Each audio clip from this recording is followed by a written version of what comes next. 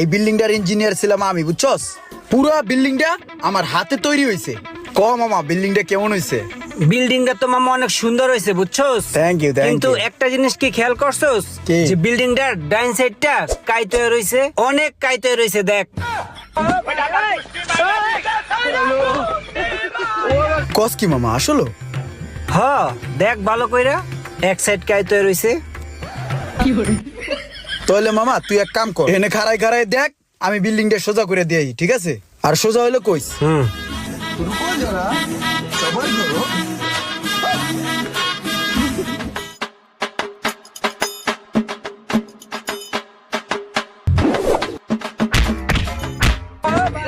এই রুমান, ঠিক আছে রে?